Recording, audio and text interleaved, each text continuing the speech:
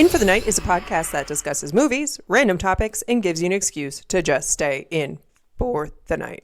Damn it. I was supposed to say it at the same time as you. You ruined it. I was like waiting. You pulled the mic closer to you, and I was like, it up. No, you I fucked it up. fucked it up? No, we got to record it again. Come on. In for the Night is a podcast that discusses Just so y'all know, we record it fresh every time. No, we don't. No. She has a recording. Thought I just alter to make it sound differently. Mm-hmm. Every time. That's not true. Don't soothe them with your sweet lies. My sweet, sweet tales. Hi, I'm Katie. I'm G-Dog. We need to get a different name for you. No, it's sticking. Stick. And if you don't know, we have called him Lur as well as Tyler. No, G-Dog. So he's going to forever change his names on each episode until he... No, I'm going to give it like 5 episodes with this one, and then I'm going to change it. So this is like episode 3. Yeah, so I got 2 more. Great. And on the 6th one, I'm going to have a different name. But it has to come organically. You can't just like... What do you mean organically? Just like it can't be one that you give yourself. You have to let it flow through the conversation, and then it produces your new name. You didn't give me G-Dog, so what do you You mean? gave yourself G-Dog, but it came through... Exactly. So but it was next one. organically in the episode. It wasn't like a... Well, I'm not going to give my name like... premeditated. Big Sexy or something. Well, now that's going to have to be your name. BS. But I'm not sexy. Yeah, see, it works out. Big Sexy BS. Sure. Don't sure me. How was your week? Same-o. Same old. Well, this is right now it's my off week, but starting tomorrow, it's my 7 days on. So that's when the shitty week begins. And what? What did we do this week? We went to my parents. Didn't we talk about that? We talked about that on the last one. We were going to. We didn't do it yet. Oh, well. That came out today. No. Yeah. Thanksgiving, we went to wifey's parents' house, and we watched Wednesday, which is really, really, really good. So if y'all want to have a new show to watch, and y'all should definitely watch Wednesday. It's only 8 episodes. Hopefully they come out with more, but it is really good. There's a meme on Facebook that says, just waiting for them to announce Wednesday season 2. And I'm like, they have to. I mean, I think it's like 90-something % of Google users or something like that show. So it's a really good show. It is. At first I didn't really want to watch it because I was like, I don't want to watch Wednesday, but you're welcome. It's good. You're welcome. But I posted on Facebook, I made a joke that now all these guys are going to be into goth girls. Well, and then somebody's like, I was always into goth girls. I'm like, there's very few and far between who are into goth girls. But now that Wednesday is out, they're going to have like this affinity. And this Halloween, like next Halloween, 2023 Halloween, people are going to be dressing up as Wednesday. So it's going to be similar to Harley Quinn when Suicide Squad came out. If they have a Wednesday that comes out like right before Halloween, I'll dress up as Halloween. Wednesday.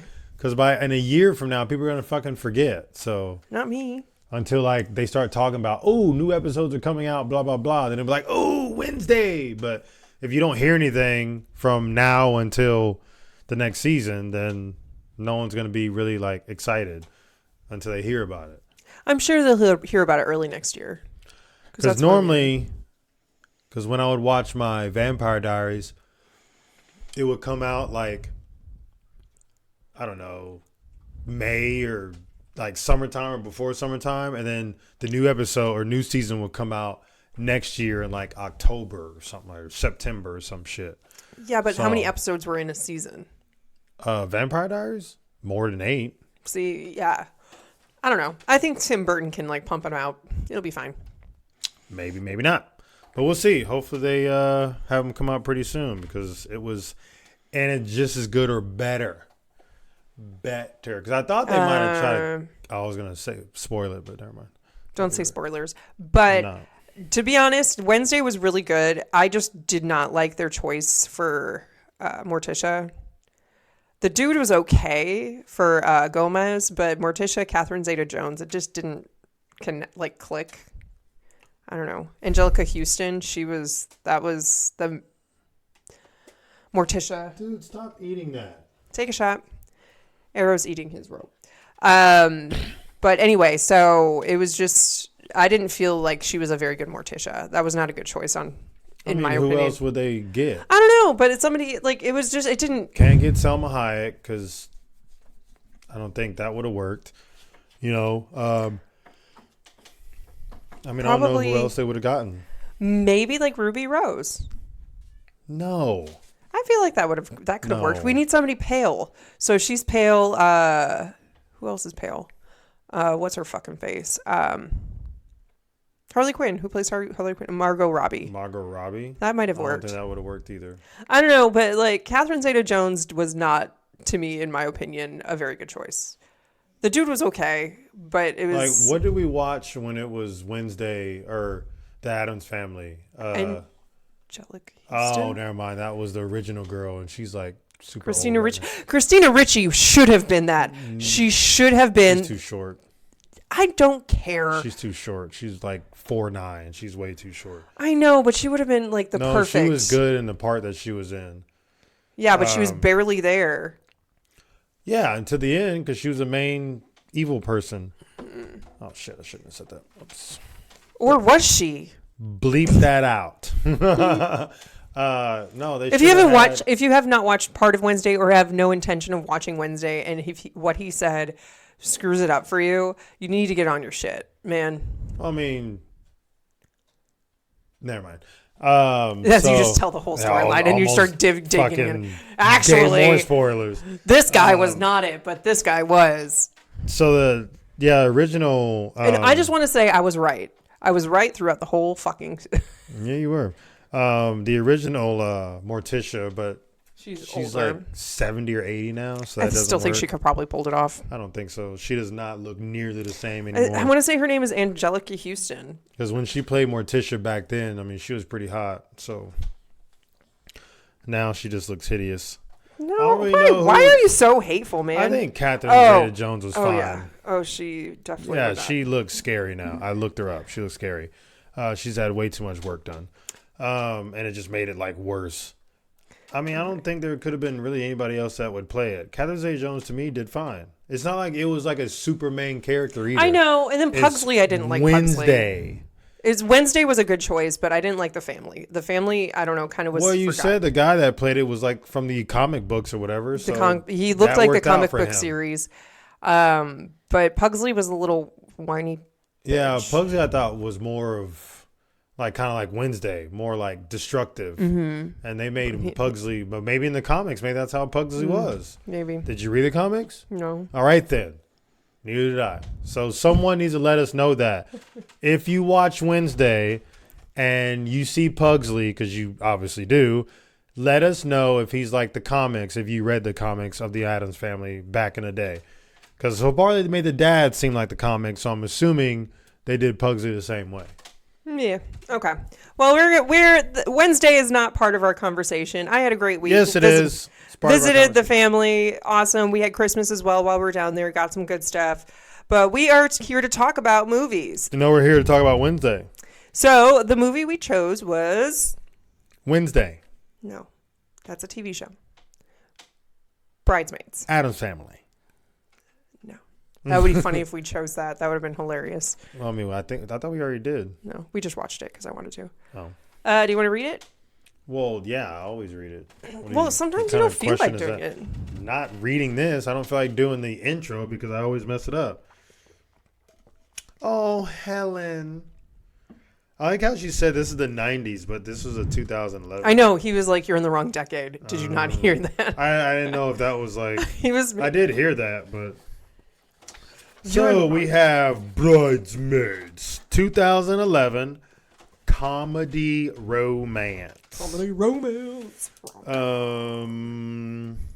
We have 6.8 out of 10 on IMDb.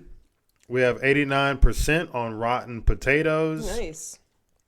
and 29 out of 5 on Rate Your Music, whatever the fuck that means. Wait, what was the first one you said? 6.8 out of 10 on IMDb. That's not too bad. We have Annie Kristen Wiig. I like her last name, Wig. She should wear wigs to make it like, is a single woman whose You just synopsis. Penis peni. Oh, shit. You ruined it. You have one job. Penis peni. Excuse me. Oh, I didn't even say the Google users. 70s. I'm just fucking up. Fucking up, man. 76% like this movie out of the Google users. All right, so back to the original. Annie Kristen Wiig is a single woman whose own life is a mess.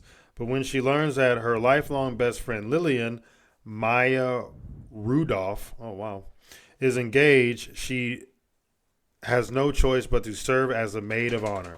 Though lovelorn and almost penniless, Annie nevertheless wins her way through the strange and expensive rituals associated with her job as the bride's go-to gal. Determined to make things perfect, she gamely leads Lillian and the other bridesmaids down a wild road to the wedding. Release date is April 28, 2018. Director is Paul Feig. It's almost like wig. Budget was $32 million. Oh, it doesn't say the box office. We have Kristen Wiig as Addie Walker. Melissa McCartney as Megan. McCarthy. We have Rose Byrne as Helen. We have Maya Rudolph as Helen. Oh, I've never seen her. Not Maya Rudolph. Maya Rudolph is Lillian. What did I say? Helen. I already said Helen. Rose Byrne is Helen. I know, but you said Maya Rudolph, Lillian. You said I remember saying Lillian. You didn't say Rebel Wilson as Bryn. And Chris O'Dowd as Rhodes. And then we have Ellie Kemper as Becca. A lot of known peeps in there. Yeah. Oh, wait. Give me. I mean, we can continue. I was just... So, let's get into it. So, this movie is one of my faves. So, and Arrow is chasing his tail. What are you doing? I was seeing who Kristen Wiig was married to, and she just got married in 2020. Aww. To who? To Ava Rothman, which you think that would be a chick, but it's a dude. I think he's a French dude. Yeah, I think so. But she is 49 years old. So the opening scene of this movie, you get right into the nitty gritty with a sex scene. Oh, yeah. A weird sex scene. Yeah. So she's with this dude. What do you mean, dude? It's her fuck buddy. It's her fuck buddy. But she definitely wants to be more than just a fuck buddy. His name is Ted. And so her and Ted have a romp, and she falls asleep at his place. She gets up earlier, and she puts on a little makeup to make her look fresh. And then so she lays back down quietly, and then she, like, clears her throat. And then he wakes up, and she's like, oh, I had a nightmare. Oh, I'm so glad you're awake. Y'all can, like, all y'all girls, not me, because I didn't give a shit. And I never stayed at anybody else's place, except for yours. Don't lie. Lies. Remember, but anyway, more important than girls get up and like freshen themselves up to be like, oh, I look pretty all the time. Girls only do that if they're at a guy's house that doesn't want them to be there, like him. Yeah, but it was bad, and he's like, I just don't want to be a douche. I don't want to sound like a douche, but I don't. He's like, I really want you to leave. That's like awful. Well, he's a rich dude, and he obviously has like 10 girls on his roster. So that's awful. Like, he is a dick. He is. And it's just like the dude that's I can't think of his name now, but he's a multi-millionaire. He's a billionaire. There was some news article about him, but he basically won all his money because he would count cards. Mm-hmm. That's how he ended up getting money. But then he invested all of it, and now he's just like a multi-billionaire. But he's like a pretty young look. I think he's late 30s or early 40s, one of the two. But all of his pictures is only but him and all these like 20-year-olds. Yeah. Yeah. So kind of like this dude. And so Kristen Wiig leaves, and she doesn't know how to get out of the gate. So she had to climb over there. Yeah, and then he opens it for her. Well, no, so like I think his cleaning crew is there or something, and so it opens, and like the lady is just like waved, like called up and had him fucking open it. Do you think he would have done that? No, he was a dick. He might have done it if he wanted her to leave. She's like, "Well, I'm not gonna leave unless you open the gate." Then he would have opened that shit real quick. And so we kind of lead into this next scene where it's one of my favorite characters, one of my favorite actors. No, Melissa. That is like not the next scene. Terry Crews working out. I don't know what the next scene is. How am I supposed to remember all the scenes back to back to back to back to back? You've seen this movie like 20 million times. It's very true, but I just love how they have so many famous people in this movie. They have a shit ton of famous people, like even small, tiny, bitty parts. Terry Crews. Yeah, he had like a 30 minute. seconds maybe, and I bet he still got paid like $1 million. And we get introduced to Annie's best friend Lillian. And so they go Maya Rudolph. And they go hang out, they go work out in the park, and then they go to breakfast, and they're talking about how her sexcapade with Ted, and she was like, I'm trying to make a dick, but I have elbows, or balls, but I have elbows. They can't and she's like, I don't know why they put it in my face. It's like they rub it around her face, and I'm like, what else? I don't do that. I'm nice. And so it kind of goes into the next thing I want to talk about. Guys start acting weird when they want to propose. You didn't because I'm not weird. I'm awesome. No, I just think you didn't want to propose. If I didn't want to propose, I wouldn't have. I don't know, because you said you bought rings and you said you were supposed to propose to me on my birthday when we went out, but you didn't. And then you're like, oh, I have other surprises. There was 0 surprises that day. And then because nothing happened the way I wanted it to. Your rings didn't come in until they after came we in got the home. day of. I grabbed them and I was like, hey, what is this? And you're like, oh, don't worry about it. They came the day of. Yeah, but you had already synced it. So that was beside the point. I wanted to go to the mail and get them myself. You never went to the mail. Yes, I did. I was checking for those. Anyway, so it was just funny because Lillian mentions how I think he's going to break up with me. He keeps on calling me dude.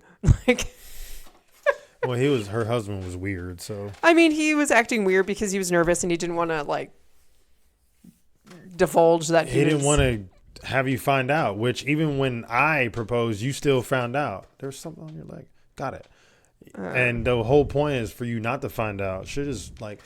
And if I would have took you on like the trip to like Greece or something, you'd be like, oh, he's going to propose. Like there was nothing that I could have did to make you not know that I was going to propose. I should have just had like the shittiest day ever and then you propose. Like the only way I can do that is if I'm like just playing video games all day and I just happen to go into the room and propose to you. Then it'll be a surprise. So they both go separate and go to their jobs. Annie works for a jewelry store. Oh, yeah.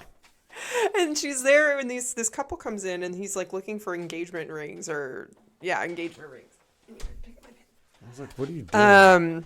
And so and so you see that Annie's a little bitter and she just is like, you can't trust anybody ever. He's like, he's probably not even Asian.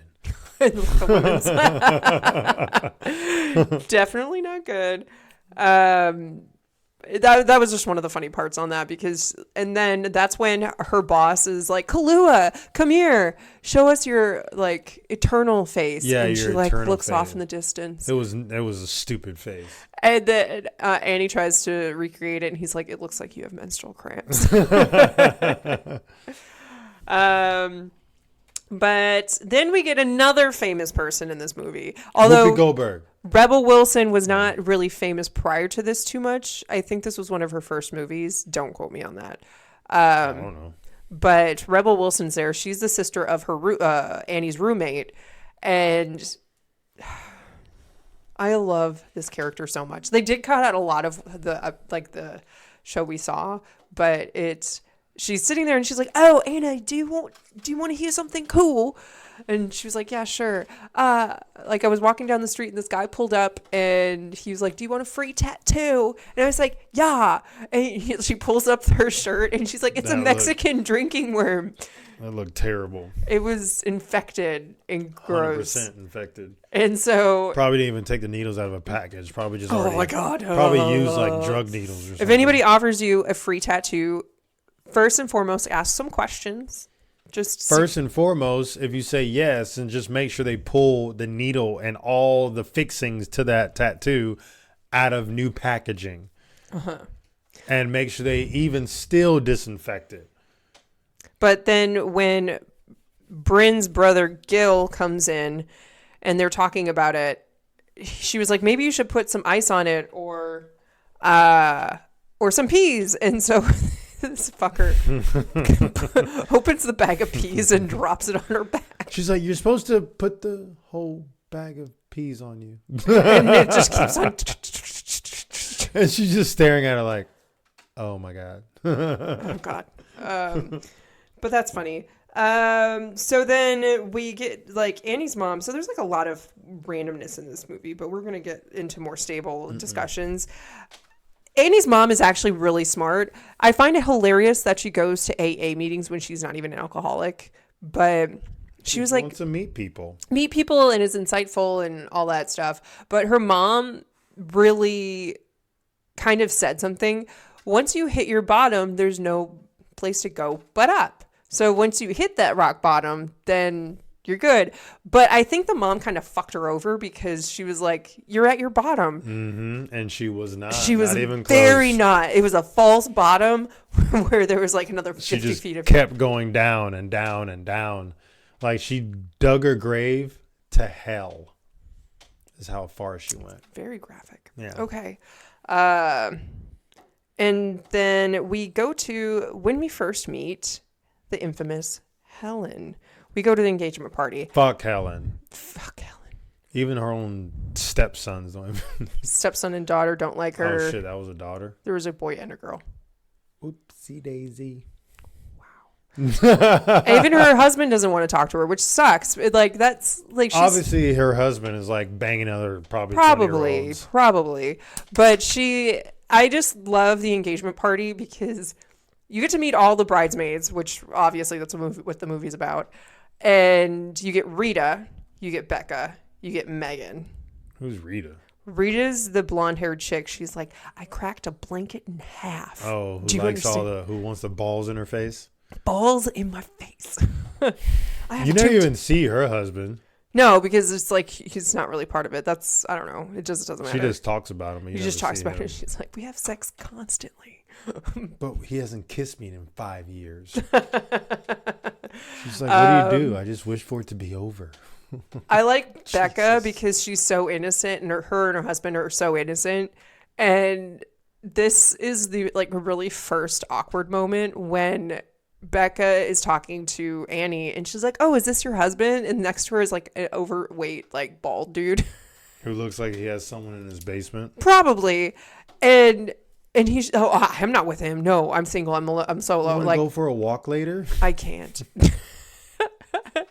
He wants to put her in his basement. And so then Becca tries to reintroduce herself. So let's start over. I'm Becca. This is my husband. You don't have a husband. Shit, sorry. That is very true. I feel like that happens to people a lot because then they think about don't say the one thing that they're like maybe insecure about. Like, oh, you have one like fucked up leg. I can't talk about it. And then you just constantly talking about it. Then we go to Megan. Megan, my favorite person, Melissa McCarthy. Oh, I was like Megan. Megan is Melissa McCarthy, Mm-hmm. the tomboy sister of Dougie, who is Lillian's fiance. I just say husband.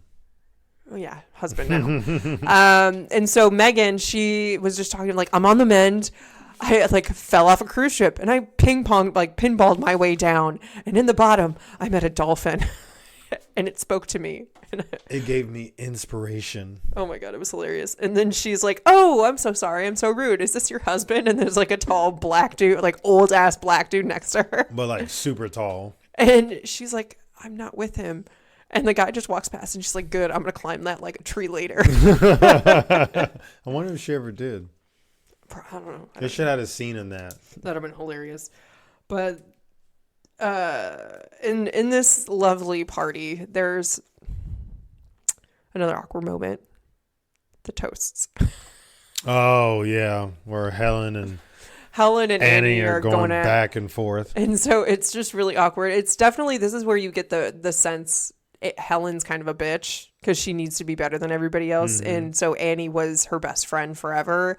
And so Helen wanted, obviously, to be the maid of honor, but she wasn't. So she's bitter. So she's trying to act like it because usually in that point, it would just be the maid of honor who does the toast, but she had to interject herself. And I was like, girl, sit down. You weren't asked. Chill out. You can throw a good party. Awesome. But you're not the maid of honor. Sit the fuck down. Sometimes you just need to tell people that. Well, that's when Lillian should have said that. Well, yeah, but she didn't. Lillian's a little pansy ass. Well, no, Lillian, it's her fucking day. She shouldn't have to deal with. So this goes to it's being Lillian's fault, right? So she should be shanked in the throat, right?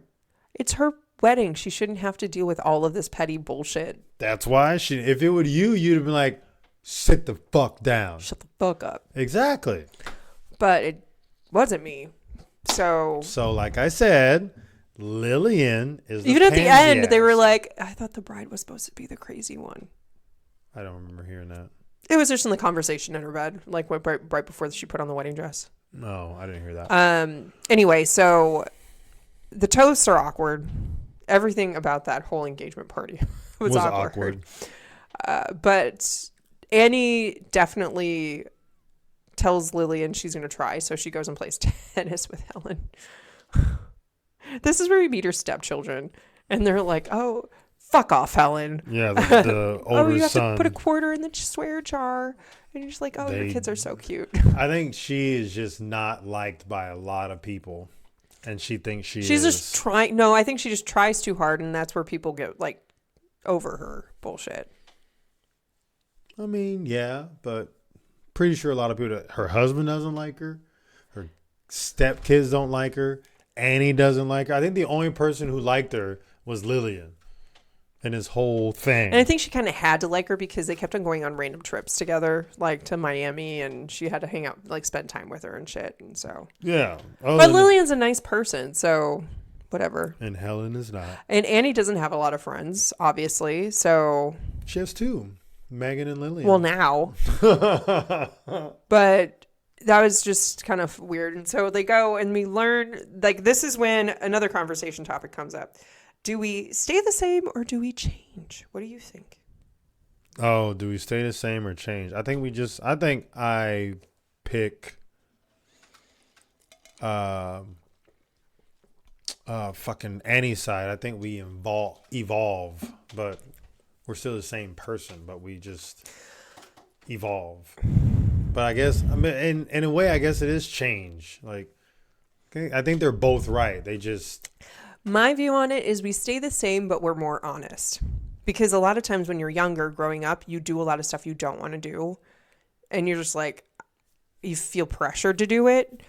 But when you're older, like now, I can embrace my darkness. I like scary shit. I like all this stuff. I like listening to true crime podcasts. I like to listen to paranormal stories. But before, I felt like I couldn't say anything about it. And so as I get older, I'm just more honest and being like, no, I'm not. That is my nightmare. I have no desire to do that. And I'll just won't do it. I think it's the evolving thing. 'Cause I was like, I wouldn't say I changed a lot, but like I went through phases. Like I had like not a ghetto phase, but I would dress like really baggy and crease my pants. And then I went from that to like splitting my pants at the bottom, like dressing like everybody else and wearing like tighter shirts. And then I went from that to like wanting to dress more casual, but just didn't have the money to do it. And always brushing my hair to get waves. And then I'd shave my head. Like, I that was say because you changing. dyed your hair honey blonde and you started losing hair. And I went bald. So I think it's I don't know. That's a different. I want to say changing, but I want to say evolving. But then Helen's like, well, evolving is changing. So I don't know. So you're Helen. I don't know. I'm both, I guess. Then all the ladies go to a luncheon right before a bridal fitting, which they go to a Brazilian restaurant. First and foremost, like you should try on the dresses first, then eat after. But that does not help with. Well, they were probably hungries. Well, yeah, they're hungry, but I was like, maybe have an early morning appointment, then go eat. But Well, they didn't have an appointment. yeah, So. I know. But they go to the Brazilian, and then they talk about her shower. So there's a lot of parties in a wedding. If you choose to have all these parties, there's the engagement party, then there is the bridal shower, then a bachelorette party technically. But a lot of times people join the two together for a bachelorette party. They join the bachelorette plus the bridal shower together. Mm-hmm. But you can have it either way. But, and then there's another one, like where they're combined, but I can't remember what that is. Anyway, and so they're talking about what they should do for the bridal shower. And Annie brings up a really good idea. A Parisian. We should have a Parisian themed party. French themed party. She always wanted to go to Paris. And Helen's like, no. Yeah. Maybe we should throw out some ideas. And so dumbass Becca is like, we should have a Pixar themed. Okay. She needs to grow up. And then Rita is like, what about a bachelorette party? And she's like, I need balls in my face. Balls in her face. And then she was saying that about Vegas. Yeah. And then what's her name? Megan said that they want to have a fight club. She wants a fight club theme, and wait for Lillian to walk in, and then they'll just strip down and start beating the shit out of her. I was like, I don't think she would like that. I just like where her mind was at. It was awesome. Like, she's about to get married. I'm pretty sure in her photos she doesn't want her face all fucked up. 4 women beating the crap out of her. I just want to know what her thought process to get to the fight club was. I don't think she had a lot of thought process. I think she just blurted something out. She's like, oh yeah, fight club. Like, if you had to pick a theme for a party, what would your theme be? If I had to pick a theme for a party, it depends on who it's for. You just can't for yourself. If you had to throw a party for yourself, what would your theme be? Like a fucking video game thing, like the alcohol and video game bar thing. Be like that. Oh, that was fun. Yeah, that would be mine. Old school Pac-Man, freaking. That Pac-Man that they have there is pretty dope too. We need to go back there whenever we go back to Dallas. I can't remember the name of it. Free play. Yes. Or something, or like just old school, like Street Fighter, Mortal Kombat. I love Mortal Kombat. Freaking all the old school like arcade games, and then just have them all lined up with alcohol. It'd be the best fucking. That was the ever. free play in Dallas. Mm-hmm. Are you gonna ask me, or do I have to just say it? Why you sound so sad? Because you never ask me. I always just ask you questions. Well, I thought that was just a question for me. What is yours? I want to do a scavenger hunt. That'd be fun. I mean, it's for my party, so suck it. I'm gonna act like Helen right now. I mean, I think we can get a better. But every location has like wine or something that you drink, and you like look at the. Or you take a shot. Or that, but I would rather. I mean, not a strong shot. It can be like, a fairly good mix shot. But have like a chauffeur bring you to the places, but you have to tell them where to go. So like a limo that's taking you around town. A scavenger hunt like somewhere fun. So like. I mean, like, because we did a scavenger hunt when we lived in Seoul, and that shit was fun. I got second place. Yeah, that's what I'm saying. Like somewhere fun. So you want to do it like, I don't know, at the Grand Canyon, have someone fall off or something.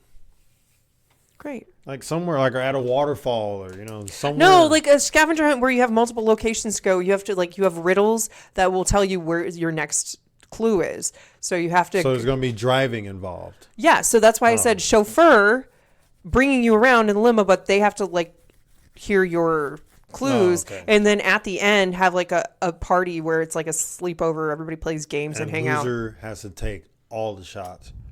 There's no loser. It's just like a group party, like a group of girls going out and whatever. Anyway, loser takes a shot. I like how you're dictating my party. I'm Helen, remember? Fucking blackest Helen I've ever seen. And bald. So trying on the dresses, results in chaos. That's what I like, the chaos. Yeah, just results in shit and throw up. So the Brazilian restaurant wasn't probably the best. It's but I wonder why they all got sick. You see people eating there in the background, because I looked at that. I was like, if there was no one in there, that'll be different. But there was people sitting at the bar. I mean, granted, it was only 2 people. And there was like people sitting at other tables. Mm-hmm. So it's like, why the fuck did they like get sick? Like, what happened? I just like sometimes it's just and a bad piece of meat. There before. Yeah, a bad piece of meat. Like if it's like on that I think rack. There was a few different bad because they said that like the chicken. Helen said the chicken was but something. the skewer, if it's like just that bad, like that one strip of bad, and everybody had a piece, everybody would get sick. It's not. Yeah, that's what happened. So I feel so bad because Annie's just trying to make it really special, and everything's blowing up in her fucking, literally blowing up in her fucking, or exploding from both ends. And so they're trying to choose dresses, and everybody chooses a different one. Helen chooses the most expensive, which is the Fritz Bernays, and then everybody else chooses a different one. Annie did Helen pay for that though? That's the question, because she was like, "We'll take 5 of the whatever." Oh, she might have. I don't know. It's the better one anyway. It's the really best choice anyway.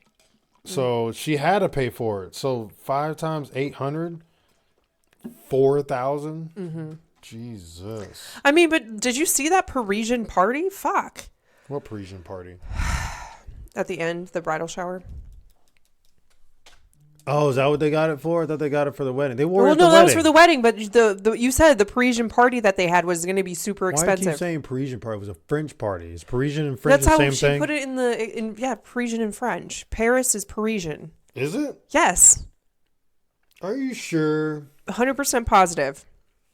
Oh, didn't know that. I thought you were going to fight me on this, and I was like, why would I do that? I don't know. You I fight me on am everything. very good at geography. Yep, top notch. Where's Alaska again? Yeah, exactly. So no, I'm not good at geography.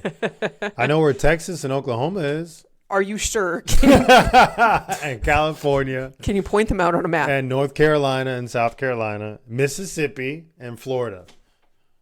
That's and it. Chicago. Well, Illinois. Chicago's not a state. Illinois. Do you know where Wisconsin is? Fuck no. Are you serious? No. I cannot point out on a map. If you showed me a blank map, I cannot point it out. But all the places I just named, I feel like we need to do a test, and we're gonna do like a video and put it on Patreon. I'm gonna give you a blank United States like map. But I need all the states on the side. I can't think of all of them. I'll list them out for you randomly, and then you just have to like cross-reference. Like Wyoming, I don't know where the fuck that is. I'm not gonna find it. I could find it. I mean, Nevada, I can find. Because that's a weird shaped one. That's the only reason. All the square ones, you're just be squares. And all right, so this is the thing. I'm gonna get. How long would you need to do that? Oh, probably like 2 hours. I was gonna say like 5 minutes. No, hell no. At least 30 minutes. At least 30 minutes. So this is gonna be a check-in every 5-minute mark. I'll check in with the video, see where you're at, and then I'll probably have like 5. And you'll be crying. I just want it over with. I don't want to, I don't want to do this anymore. And so after they start trying on the dresses, all hell breaks loose. Rita barfs in the toilet. Megan shits in the sink. And she said it was coming out like lava. It's coming out of me like, look away. Like that sink was not that deep. So that means that shit was like hanging from her ass. Like it was right there, you know. But the thing is, it's definitely my concern is the cleanup. Oh, poor. Yeah, they have to get like. That shit is not going to go down that drain. Oh, no, it's not. 100% not. They have to get like professionals in there to clean that shit up. 100%. But I'm like questioning, why didn't they have multiple? Bet it smelled so bad. Why didn't they have more than one stall? Why was it only one stall? Because if I'm pretty sure not a lot of people go in there to use the restroom, babe. Well, if a huge bridal party's there to like look at dresses, let's say there's 10, and they said it was a restroom across the street. Yeah, but maybe they own it too. Maybe I don't think so. It was a cafe. Maybe they own it. You never know. So everybody and the bride, she is in her Fritz, not a Fritz Bernays. I forgot what Madame Juju's dress, whoever the fuck that is. And so she's in her dress and she runs outside, and all of a sudden she almost made it to the cafe. She was really close. She was so close. I feel so close, so bad. Dom is still 2 hours out. Mm-hmm. So she shits in the street Sorry, I was trying to collect my That took thoughts. you a very long time. I got distracted by the text message and then my next notes, and I was like, I'm not on there yet. And I was like, where do I... You know what? Shut up. Thought your brain was about to seize up on you and Probably. about to pass out or something. Could. So everybody goes home. What's her face? Annie goes to Ted's place and they sleep together again, and then she leaves. What do you mean again? He sleeps. She was in his bed. Ted. I thought Ted. that was the cop. No.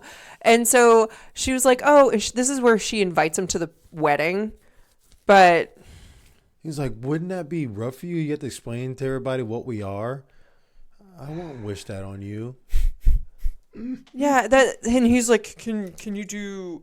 would you so the funny thing is she said, oh, what's his name? And she's like, George Glass, which is actually a connection to the Brady Bunch, because I think it was Jan said she had a boyfriend and they were like, oh, what's his name? And she was like, George, and she looked around and there was a glass, and so I've never seen that. And so that was pretty funny. So that was a fake person, and then he was like, well, can George Glass do this? And he like rubs her tit in a weird way. Super and she's weird like, way. yeah, probably.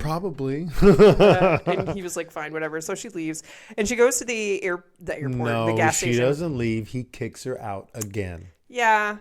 And so she goes to the gas station, and this is where she sees Officer Rhodes again. Because the first time he pulled her over because she was acting like Helen. Oh, I'm Helen. Mm-hmm. And she was swerving all over, and that's where she first meets him. And then he meets her again, and this is... They have a romantic evening sitting on the hood of his vehicle eating carrots. Eating carrots, yeah, that's so sweet. Eating. Did he pull out a raw or a molded one? It's not moldy. It's like the small, like weird misshapen one. And she's like, ew. And he's like, no, it's lucky. It's lucky. It was white. Yeah, that's the lucky one. Carrots are orange. Every bag has a white one. Since when? Since always. And you never eat them. And I'm like, dude, it's lucky. A white one? I've never seen a white carrot. I'm sorry. Anyway. I used to eat bags of carrots all the time because it was from that one movie that the guy said, I can't remember the name of it, but it was like some shoot 'em movie. And he was always eating a carrot because he said it makes his eyesight better. Oh, yeah. So I would eat carrots because I thought it was a true thing. And I was like, nom, nom, nom, technically nom. It is, but it doesn't, like, it could make your skin turn orange. Yeah, if you eat them that often. But, and so what's really sweet about Officer Rhodes is he went to her bakery and he believes in her. And he's like, dude, he only met her like once. This is the second time. So second time, he's like, you should do that. You were awesome at it. Like, that's awesome. That's a person you should be with, not somebody who brings you down like Ted. Well, that's the thing. In this society, women are attracted to that. Why? Because they're fucking psychos. I don't know. Ask them. I don't know. You were attracted to guys like that too. You went on 1 million dates like it. No, but I never had second dates. Fuck that. I would like escape. I would ditch these guys and be like, no, I'm good. Thanks. I'm going to pay for mine. Here's my money. Here's my money. Please don't talk to me again. No, thank you. I would be upfront with it too. And the guy was like, oh, I hope to see you again. I'm like, to be honest, I didn't feel a click. Like I tell you all the time, babe, you are a rare breed. A rare breed. A rare breed. So you're not like all these other women that like men that treat them like shit. And so I was like, funny story. Issues. This was probably the most adult conversation I ever had on a dating app. Like a long time ago, before Ty, I was on a dating app. I think it was like Bumble or something. And I matched with this guy. And I was just trying to get to know him. And he's like, to be honest with you, I'm not looking for something serious. I just want to fuck somebody. And I'm like, oh, dude, that's not what I'm looking for. And he's like, okay, cool, no problem. I hope you have a wonderful night. And I'm like, you too. Bye. That was it. There was no like, oh, you're such a fucking bitch, blah, blah, blah. No, he was just being honest and I was honest. And I'm like, no, I want something more. And he's like, okay, great. I was like, well, he should be on Tinder then. And I was like, well, if you ever change your mind. And I'm like, oh, I probably won't. Same with you. If you ever change your mind. And so I thought that was funny. And I was like, damn, that was really cool. He really wanted to hit it. I'm sure he found somebody else. Maybe. So then Annie has an idea to do their bachelorette party at the lake house, but everybody shoots her down. Where do they want to go, babe? They want to go to Vegas. And Annie only said that because she's broke and can't afford to go anywhere. Well, if the maid of honor can't afford it, that's when, I don't know. I wouldn't expect my maid of honor to do anything like that, to be honest. Well, yeah, because you don't care about expensive things. Yeah, but you can't expect your maid of honor to be like forking over hundreds of thousands of dollars just to like pay for shit for your wedding. If they throw a party, be grateful for what the party is, and Wait, not. Is that what the maid of honor is supposed to do? They're supposed to pay for shit like that? Mm-hmm. Oh my God. That's why I didn't have any of that, because I didn't expect my people to do that. I did not know that was a thing. So I missed. Like I didn't know that the like, what is it for a woman? Bachelorette party. No, like I'm the fiance. What are you again? Fiance. Oh, we're both fiancés? Oh fuck. I didn't know it was the woman's side that's supposed to, like, her parents are supposed to pay for the wedding. I didn't know that either. The woman's side, you told the me. bride side is supposed to pay. Bride, there you go. You're the groom. I said that wrong, didn't I? I said fiance. Yeah, I almost pointed myself as bride. So actually, that was very true. At our wedding, I called him a little bitch. I am. I'm a baby hilarious. back bitch. So groom bride. I almost said bride again to me. I know you were really struggling with that. So the bride is supposed to pay for the family is supposed to pay for the wedding, and then the groom side pays like for the rehearsal Honeymoon. dinner. I didn't know any of this. That's like the traditional views, but it doesn't happen like that. We didn't have that. Mm-mm. So you pay for what you can afford, not the other way around. We paid for our own wedding. Yeah. It was pretty good. I liked my wedding, except I did not like my hair. I didn't like taking. What's wrong with your hair? No, my hair was fine. Everything turned out. It just shouldn't have. I had very, very little hair, and this girl was working on my hair. I went there at 2:00. I was supposed to be done in an hour. Like, it got me to 5:30, and I had a limo coming at 6, and so I had to hop in this fucking Uber, and I'm like, dude, I need you to speed because I'm getting married today. I was supposed to be done 2 hours ago. I'm done now. So whatever you can do, illegal or not, please just get me back to my hotel so I can change into my wedding dress. And he's like, oh shit. Okay. That fucker did what he had to do. He I got very car sick, but I was sitting there and I'm like, I got there in like 10 minutes and it was supposed to be like a 20-minute ride. I got there in 10 minutes. I gave him an amazing tip. And I was like, dude, thank you so much. I ran up to I busted it. I was running and I'm like, get out of my fucking way. And I was like running through and because we were at Circus in Vegas and it's like chaos. Should have stayed at a better hotel too. Should have, but we couldn't afford it. And so I just was got in there and I my friend, she was there ready at the elevators and she was like, oh, we got this. And I'm like, girl, you're going to see a lot of naked Katie today. Sorry, not sorry. I need a change. And she's like, no worries. I have to change too. And so we all just we both were just down and we changed really fast and I was like, okay, cool. And so I was in my shoes. I was all dressed up and I went down and I was like, I didn't even get to drink anything today. I was pissed off. And so she was like, oh, no worries. She grabbed the bottle of champagne, dumped some of it out, put some orange juice in it. And we're like, we got some mimosas. Let's go. Chugging and out so of the bottle, baby. We met y'all downstairs. And I was like, do you just want to see me now so we both can ride in the limo? And he's like, you're like, no. And so we blindfolded you. And I was like, I gave you a kiss. And then I was out the door and they told us to meet in the front. So we walked all the way across the casino. Yeah, you're going back and forth. Oh my God. I bunked back and forth 3 or 4 times in heels in my wedding dress. And I'm freaking out. I was like, God damn it. Where did the limo go? And I kept on calling them and I'm calling them. And then my friend H, she was calling them. And she's like, where's the fucking limo?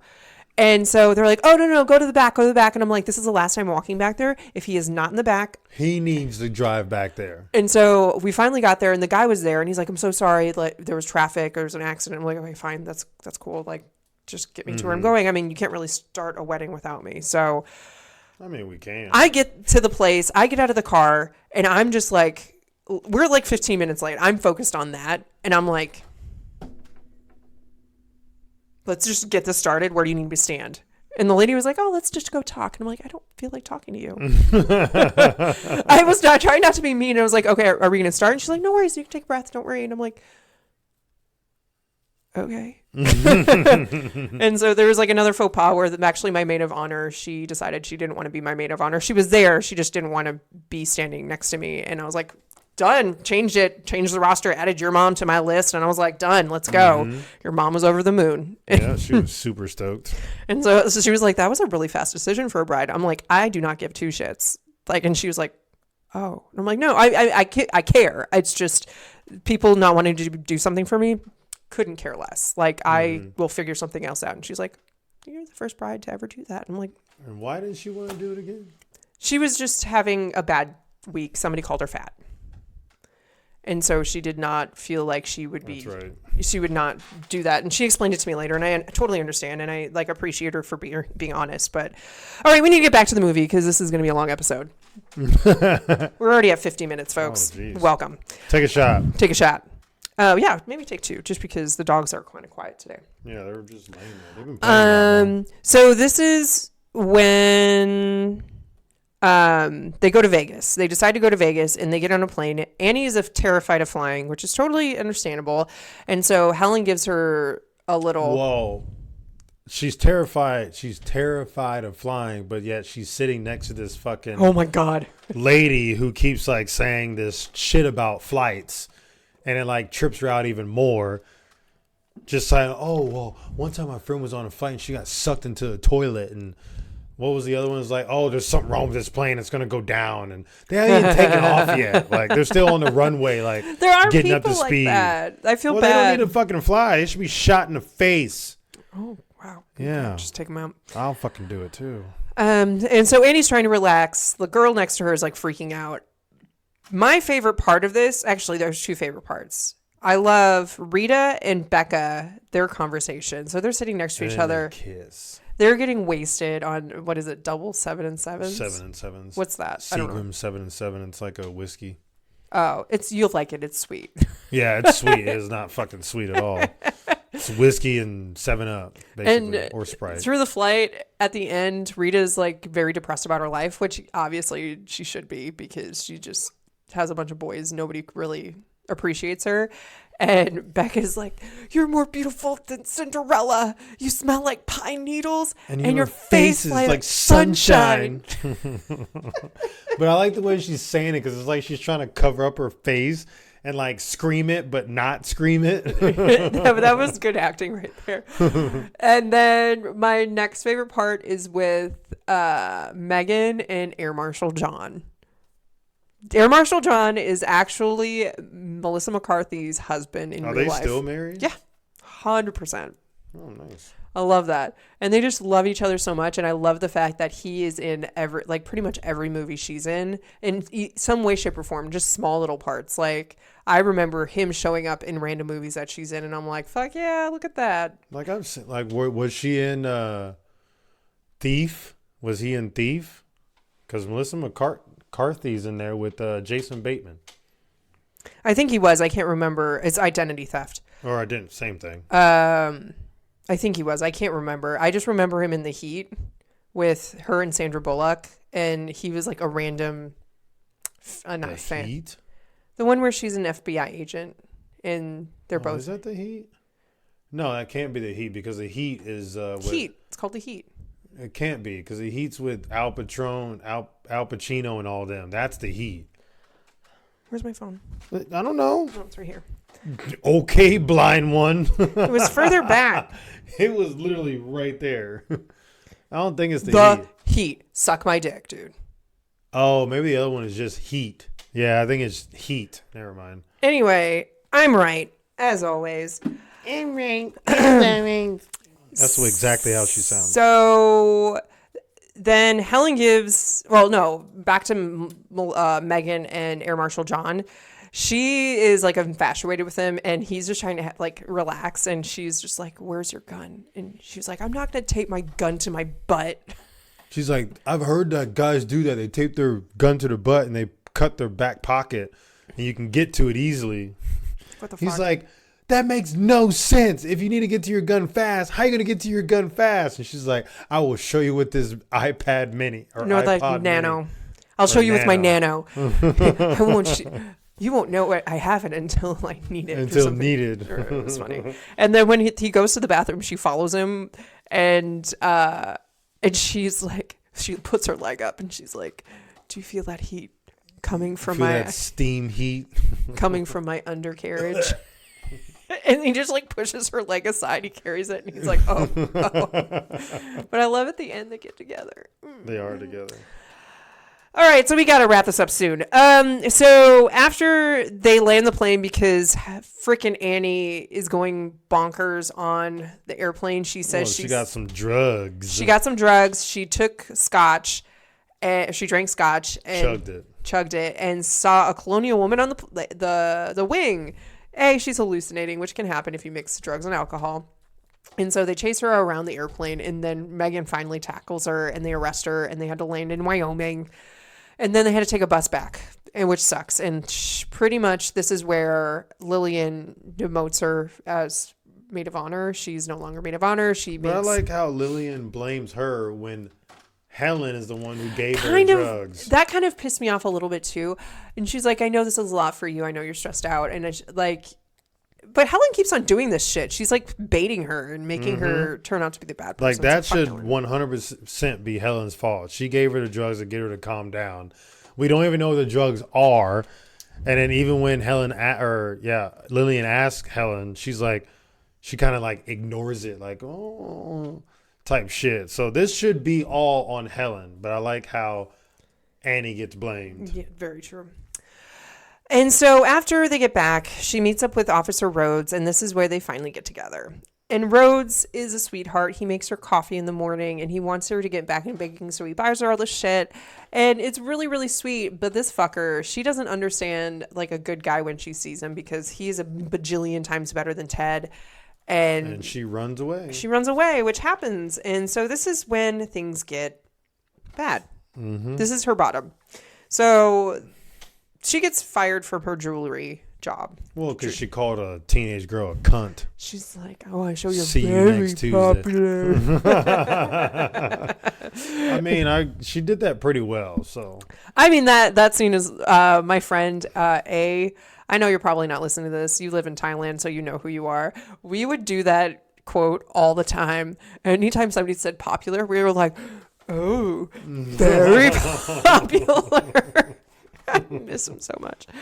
And then she leaves. Oh no, she goes to her bridal shower, and she gets pissed off because it's Parisian, and she walks in and she's like, "What the fuck? Helen stole all of her ideas." Mm-hmm. And got her tickets to go to Paris. To try on this dress at the actual place. And this is when Annie snaps. So she's trying to destroy the party, but everything is heavy. She has a problem destroy the fucking anything. Heart cookie. The heart cookie she drops on herself. The chocolate fountain she's trying to push over. So instead of like pushing it over, she just digs her hands in and splashes it away. Everywhere. And then she puts grass in it. And then she's like, "Oh, this unsanitary fountain of chocolate." And then this is when the falling out happens with Lillian. Lillian's like, "Get out. If you're going to act like this, you don't get to go to my wedding." And she's trying to take a dog, which was a bridal shower present, with a little puppy with a pink beret. And she probably needed that puppy too. Probably, but it probably would have died. No, she shouldn't have a job, so. Well, no, I'm just saying probably from neglect or something. Just because she's at bottom, the dog would probably get like puppy parvo or something. That's so sad. It would be. I'm just saying that's probably what it would happen, because she's at rock bottom right now. And so she leaves the party, and then she gets in a car accident because she tries to stop and save the little porcupine's life. Mm-hmm. And so somebody hits her and runs off. She never got her taillights fixed. Well, and the guy was driving too close to her. And so she has to call a tow truck, and then the police officer who shows up is Officer Rhodes, and then her fuck buddy shows up. Her fuck buddy shows up, and he's just a dick. Like always. And he's sitting there, and he's like, hey, dingus, let's go. And the officer was like yelling at her, and he's like, that cop talks weird. He's like, come on. I guess she never told him who she was like messing around with. Yeah, and so she called him, and it's like kind of true, because If she called Rhodes, he would have been sweet about it. He'd be like, you know what? No worries. Like, I got you. But no, she called like the douchebag. And the douchebag. Well, no, she called Rose first. No, she called the police. They dispatched an officer. So it doesn't. You don't get to choose who the cop who comes. I didn't know she called. I thought she called Rose. You have to, like in an accident, you have to call the police. Like you're supposed to. Sometimes they don't, but it's like it's kind of a mandatory thing. Then this is when she is asked to move out of her apartment, and so she goes back to her mom's place, and this is her rock bottom. So this is where she doesn't call people, she doesn't talk to people, she doesn't shower, she's watching Castaway. Soup's depressed. And so one of my favorite characters comes to visit her, Megan, and she has how many dogs? 9 fucking dogs. I think they're golden retrievers. I think so. 9 puppies. And she's like, in retrospect, I can probably handle 6 because 9, that's a lot of energy to take in. And I'm like, 1 is a lot of energy to take in. No, it's not. You're just not a dog person. Get out of here. I know. And so this is when we learn what Megan does. She works for the government and she has the highest clearance. Highest secret clearance. And so she's like, a lot of nukes, shopping malls. Don't tell anybody. Even though she just told the camera. I know, it's hilarious. And so this is the turning point when Annie starts changing her life and makes it better. So she starts baking again. Starts baking again, gives her mom a hug. She showers, assuming. And she gets her car fixed, and she goes to Bill Cosby, who gets with her mom, which is super sweet. I mean, hopefully they get with her because he's like, I hope they asked each other out. He's like, you made that green bean casserole. It was so artichoke good. Dip. I thought he said casserole. He did not. He said artichoke said dip. casserole. He said artichoke dip. You're a liar. Bet you anything. You're a liar. Cool. So on the day of Lillian's wedding, Helen shows up to Annie's apartment and she's like, we can't find Lillian. And so Annie decides to help out. And so she's trying to figure out what's happening. And so they need help from a cop. And so they go find Rhodes and he's just ignoring her. And so they would drive past doing all this shit like reckless driving, pretending to drink while driving, texting. Beer. Beer. Look, I'm topless. Littering, litter bug. Like the topless one would not do anything. Like you can drive around topless.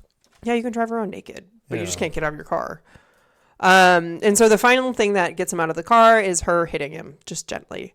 And so they find that she is actually, Lillian is actually in her apartment hanging out, just hanging out, chilling. And so they go there and Annie goes and talks to her and she's like, Lillian's just like, it was really hard without you, which that means you're real true best friends. Like you forgive each other, you get over shit. That's how you do it.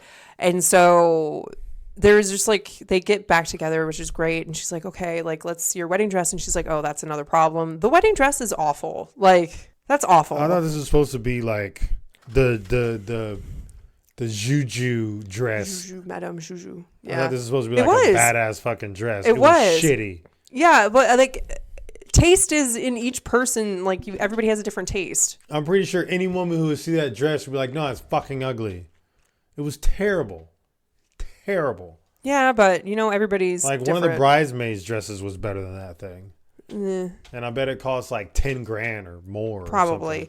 And then I thought they were going to go to Paris to go try it on. But the thing is, like, she didn't know what it looked like until it arrived. I don't know. It was just a lot. And so they fix the dress. They have the wedding. Everything's happy. Wilson Phillips comes and plays. Air Marshal John shows up to the wedding, which is really with super the cute. 9 dog or 9 puppies. Yeah, it's super cute. But the funny thing is, but we're going to go back. So when Annie gets to Lillian's apartment and you said, wow, she has a key. And I was like, yeah, she's her best friend. And you answered, was. I answered, wow. I thought that was funny.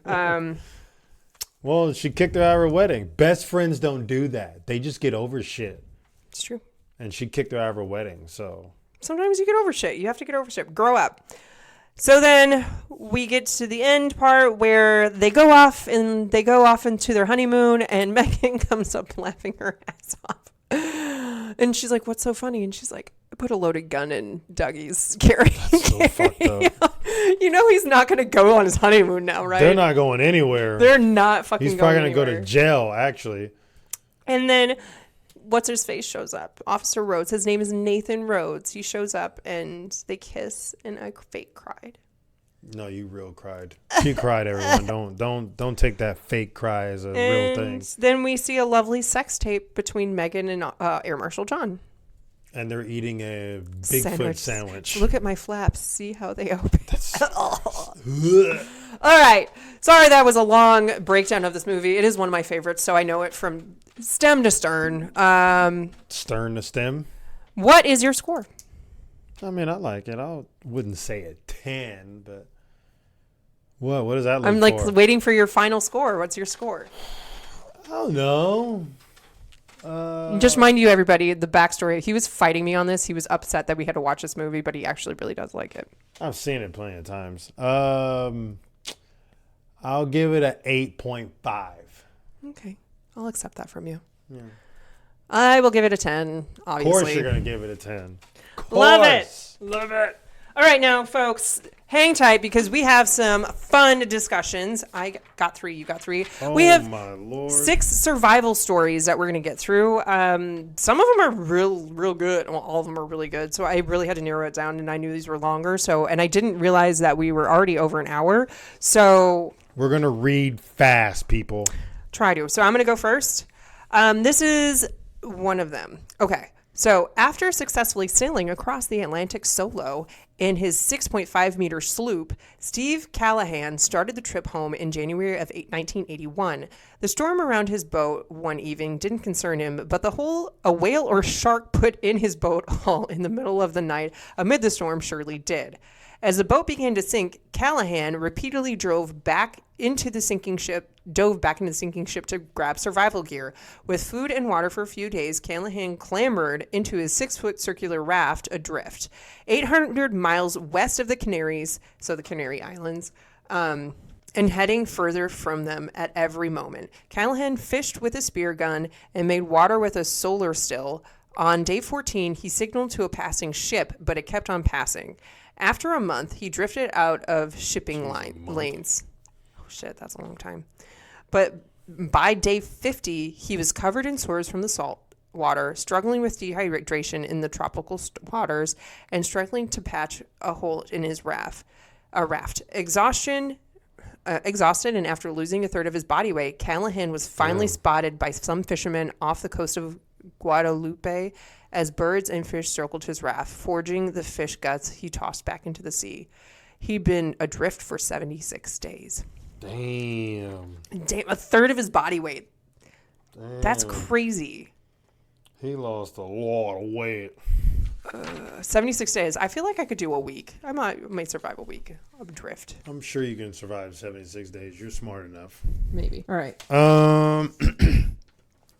Alaska native Ada Blackjack was a member of the indigenous. I'm not going to be able to say this right. Let me see. Inupiat, something people.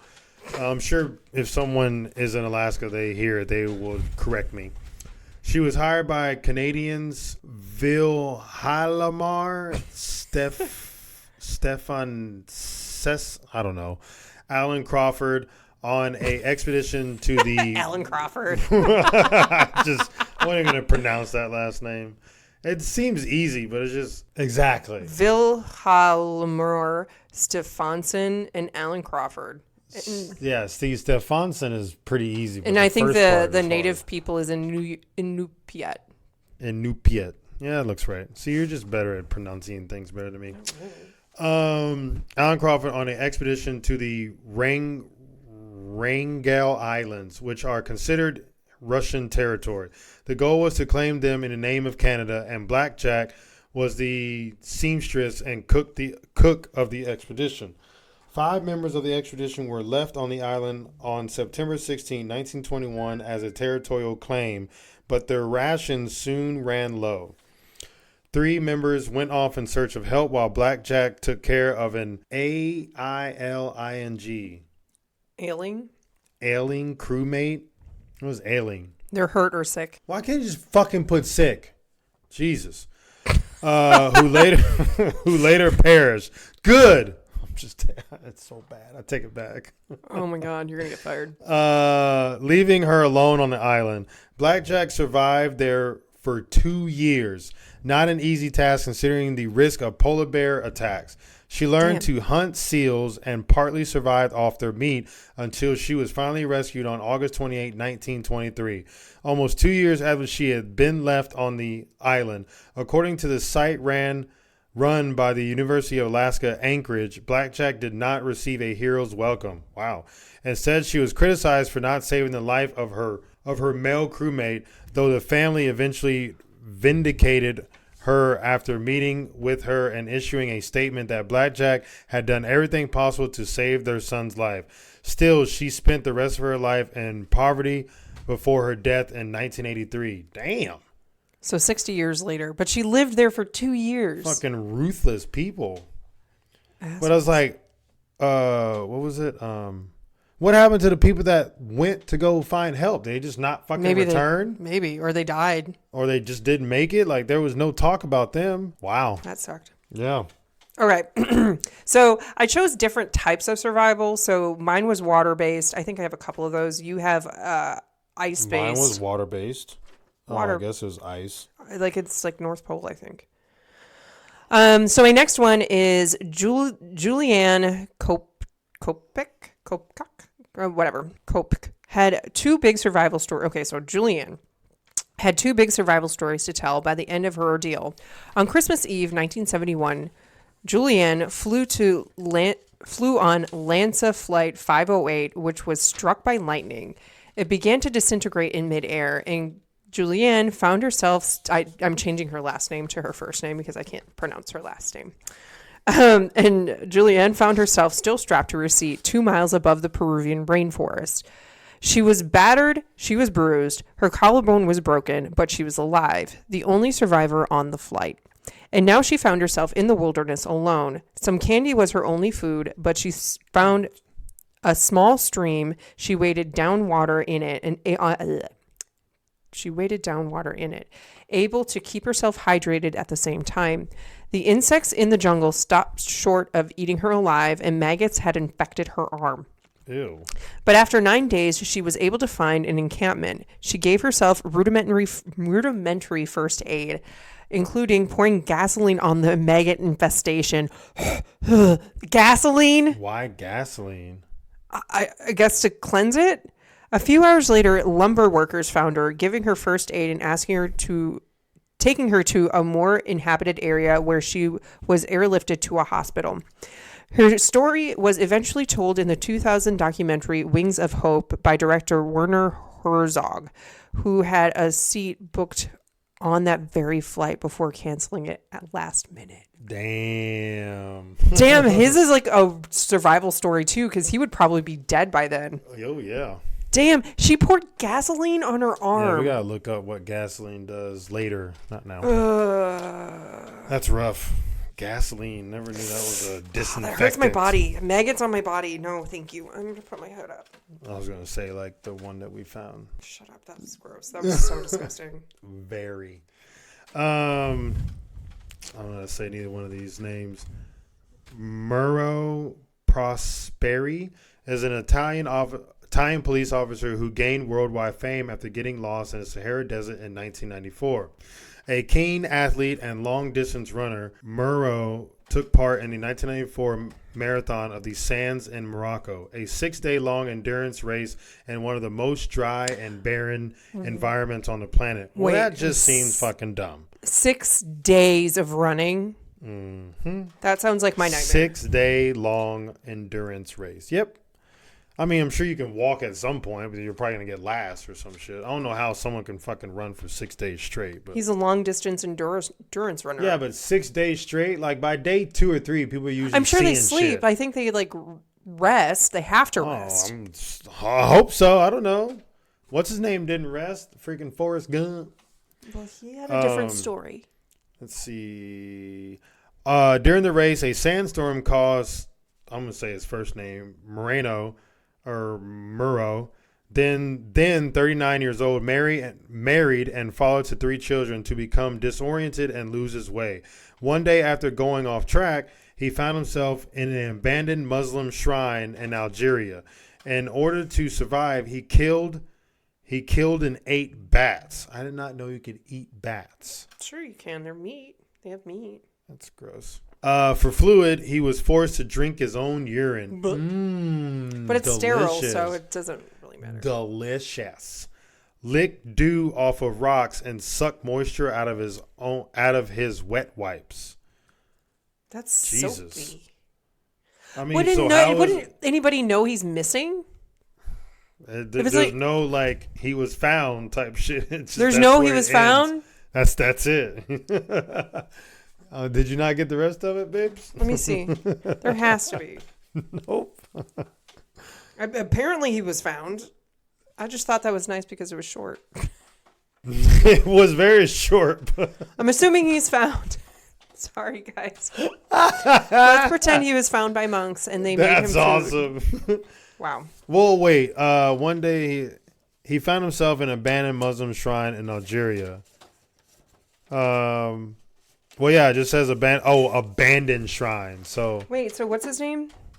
Well, it's the first. Here, let me. I don't know how to spell that to you. I mean, I can spell it to you, but it's probably easier just to look it up.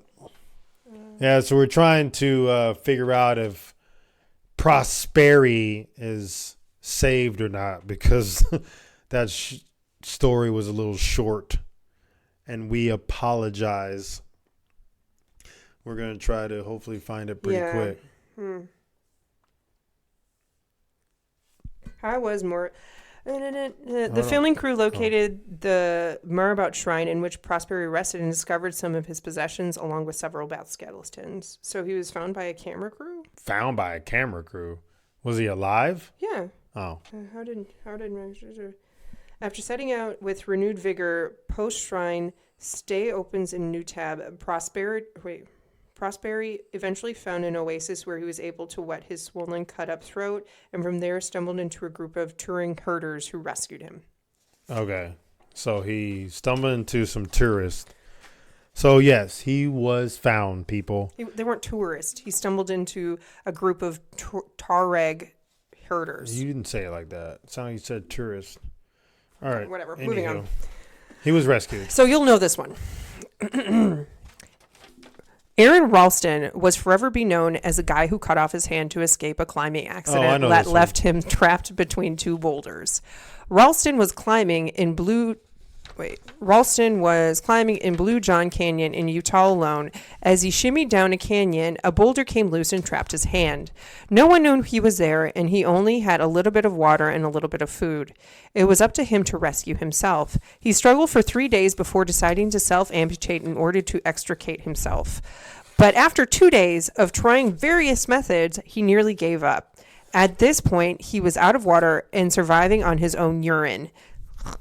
That is until an idea came to him on day 6. He could amputate a portion of his own arm much more easily if he could only break his radius and all the... Oh my God, I hate broken bones and this is bothering me. Okay. After an hour of work with a cheap multi-tool, he had amputated his hand successfully and still had to get back to his vehicle. Descending a 65-foot wall with one hand, he was eventually discovered by a European family on a camp out. And 6 hours after his self-amputation, he was rescued by authorities. He was found just in time. Ralston was on the brink of death from blood loss. He survives today, still taking outdoor expeditions and climbing adventures when not giving speeches or having movies made about his life. Yeah, because the James Franco one, 127 hours. Yeah, 127 hours. Blah. I don't know if I can cut my own fucking arm off. I don't know. Like breaking my own bones, like that bothers me so much. I don't know if I could do that. It hurts. I think I might just take the death. Take the loss. Take the O. I mean, it wouldn't be suicide, would it? If you get like trapped and you can't get out. Yeah, it would still be suicide if you have the chance to possibly survive. Because he did. He took the chance. He took the chance. He cut off his hand. Cut off your own. I wonder if he went parts. back and got it. I mean, they have to pick up the fucking boulder, so probably not. I mean, they could probably get a crew out there just to move it. Because I would like keep that as a souvenir. They should keep it as a souvenir. I would have went back and tried to get it, but it costs money. I don't know if he had that money. Well, he sold a story to James Franco. Yeah. He didn't sell it to James Franco. Obviously, the company asked him if they can make it, and they probably did pay him. Yeah, but I don't know if they paid him a lot, but I hope so. this is the last one, right? Yep. We each got 3. So, number 6, technically. On January, this is a kind of a recent one, too. On January 23rd, 2006, see Ricky McGee. I can pronounce that name. Sorry, there was a bunch of random names. Was driving through Australia outback on his way to a new job when he picked up a group of hitchhikers. Well, that's your first mistake. Hitchhikers Don't are need no. to read the rest of it because we know what happens. Seriously. The next thing he remembers was waking up in a shallow grave in the outback wilderness with I'm only laughing because it's like so obvious. With what, dingo scratches? Dingoes? The fuck are those? Dogs. They're dingoes. Why can't they just put fucking Dingo dogs? is a type of dog. Ugh. Like the dingo ate my baby. They gotta make it so complicated, like ailing. Why don't you just put fucking sick? Anyway, I'm off my soapbox. Do you need Dingoes scratching at the plastic wrapped over him. Holy shit.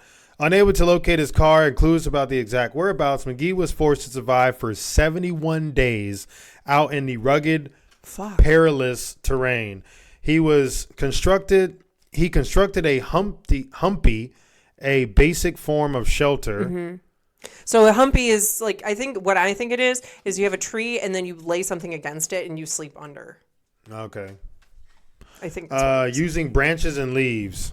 And says he mainly lived off of eating frogs, leeches. You can eat leeches? You can eat worms. Oh my God. Snakes and drinking his own urine. A lot of urine drinking going on here. At night, he barricaded his shelter with rocks to prevent dingoes from trying to eat him as he slept. Eventually, workers on a remote cattle ranch stumbled upon McGee, who had become skeletally thin. Having lost more than 100 pounds. Oh, shit. He was taken to a local hospital and treated for severe dehydration and malnutrition. What exactly had happened to him remains a mystery. Authorities originally expressed skepticism about a story. He claimed the hitchhikers likely drugged him. His vehicle was never found. Holy shit. Well, Australia's real big. That tells you, people, do not pick up hitchhikers. The only way I would pick up a hitchhiker is because Dom and I have done it before. But I want to say, no, I think it was a guy. It was either a guy or a girl. I can't fucking remember. But Dom sat in the back seat and I sat in the front and I was driving and the person sat over here. So if they try to do anything to me, Dom can obviously get him and have the upper hand because he's in the back seat. Why did you pick them up? They were stranded, walking somewhere. I don't freaking know, babe. I can't barely remember my childhood. How old were you? I don't know. You keep asking questions that I can't answer. Well, you have to have a range. Drive. Like a range. Were you 7? Were you 17? I was old enough to drive. So I had to be 16 or older. I wasn't 20 because 20, that's when I was living in South Texas. So between 16 and 20. Between 16 and 20. Because I was driving. I remember driving. We picked this person up and we took him somewhere and dropped him off. And that was it. And then, because Dom was suggesting to pick him up, I was like, fuck no. And then I want to say it was a chick. And I think that's probably why we picked him up. Because, like, they wouldn't be able to overpower us if anything happened. With Dom sitting in the back seat and me in the front. So I want to say the chick, but I don't know. But yeah, we picked up a hitchhiker before, but we didn't. They said hitchhikers, so he obviously picked up more than one. That was dumb. The only way I'll pick up by myself is if I have a bed of a truck and they're back there, and I lock the doors and I close all the windows so they can't get in, and they try to break the shit. Then I would just push on the gas and then slam on the brakes. Really fast. That's what I was thinking about doing. Or I'll just fucking wreck it and hopefully they fly out. Or if you go really fast and slam on your brakes, they're gonna fall out. Or like go really fast, slam on my brakes and turn a little bit and hope they like fly out. But I would do something to like make them fly out somehow. But that's the only way I would do it by myself. I would not be driving a car and pick up hitchhikers in the car. Right. That is the dumbest thing you can do. Even in the trunk.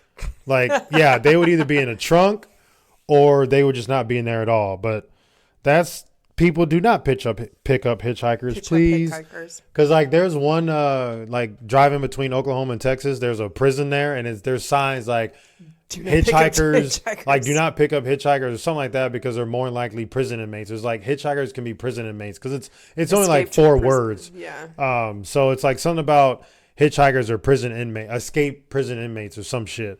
So just don't pick up hitchhikers. More than likely, they're not like a legit trying to get picked up. Like they're going to either hurt you and take your shit. Nobody hitchhikes anymore anyway. Well, unless you know it's like they've evolved. It's not the 70s again where serial killers drive around and just start killing people. Yeah, well, that was in 2006 and that shit happened. Luckily, he survived. Yeah, like there was a theory that after every like 20 years or something, like serial killers start making like a resurgence. That's a good word for it, because in the 70s it was very popular, 70s 80s, and now we're in like 2022, like we're gonna start seeing. Yeah, that's way later. I know. I don't remember. It should have happened again in the 90s. Now 90s 2000s, and then now it should be happening, and I think it did, because that's what that little small whatever his name, the guy that just got executed. Yeah, I think. And then they found the Golden State Killer too, like or he was in the 80s, 90s. Anyway, so there's probably a resurgence of serial killers, so watch out, folks. So that's probably about to happen in the next few years. So yeah, be careful out there, peeps. And if your state allows you to carry, I would highly suggest that even if you don't like guns, just have some sort of weapon. Not necessarily a gun. Have some sort of weapon in your car. You can have a knife, mace, knife. Mace. Just have something to protect yourself. Unless you're a fucking taekwondo master, which I'm pretty sure 90% of the people in this world are not. Like, you need to have something to protect yourself nowadays, because the other person is going to have something to help them to attack you. So don't be. And if somebody asks you, oh, can you tell me what this chloroform smells like? Don't breathe it in. Yeah, push them off. Punch them in the face. I'm not going to say their names, but I had some people tell me that they're like not fond of guns. And I'll tell you after who it is. And I just think that's like the fucking dumbest thing, because we're not people who are going to have guns and go out and start killing a bunch of people. Yeah, but that's what we have. That's what's the struggle. But I don't want to get in politics about that. I'm just saying I'm not going to. I'm just saying people need to have something to protect themselves. So get mace, get a taser, a knife, mace, taser, baseball bat, just something to protect yourself with, because it's scary out there, people. And it's just going to get worse. It's just going to get worse. So that's my 2 cents. But yeah, don't pitch up hitchhikers. Are you going to be off your soapbox now again? I went on the soapbox. That was a mini soapbox. You stood next to the soapbox. Yeah, I stood next to it and I was holding it. Like as a just friend. In case I needed to like get on it, then I could. But I didn't need to. It calmed me down. You sat on it. No, I didn't sit on it. No, I just stood next to it. Just the casual. Just holding it. We're just conversing. Like two normal people. All right. Well, that was fun. It was long. That was long. Sorry, peeps. Super long one. Hopefully this entertains you, and I hope you enjoyed it. Next week, guess what? We are qualified. We're not qualified, and you guys know what to do. I want to see your stories. I want to see your advice questions. I want to see your confessions. It doesn't even have to be your confession, or any, like, if you have a survival story, I would fucking love to read that. Yeah, that'd be dope. Fuck yeah. But other than that, we're not qualified. Make sure you write in. You know what to do. In our email address, inforthenight69@gmail.com, or go to our website, inforthenightpodcast.com. You can also see, what can you see on our website? Our Patreon and merch. Go ahead, and if you really like us and you want to donate to the cause, you can definitely do that. We have different tiers and you get different shit. But if not, that's totally okay. If you want to go buy some merch, definitely do that as well. We have some pretty cool merch out there. But yeah, that's pretty much it. Best form of flattery? No, best form of best form of support? Advertising or support is wearing the merch. Word of mouth and wearing the merch. So yeah, please rate and review also. We have not been saying this, but please rate and review. Give us a good review. Give us a 5-star. And then tell your friends about it. Even if they don't want to listen, just ask them to rate and review us because that's going to help us out. We need to get the word out there how awesome we are. And we need your help. Or how terrible, No. To each their own. If you give us a bad review, we'll read it on the air. Yeah, we'll read it on the air. Although I might take it personally and cry. But it doesn't matter. That's it for me. I hope we gave you all a reason to stay in for the night. And until next time, peeps, which will be real soon, peace out.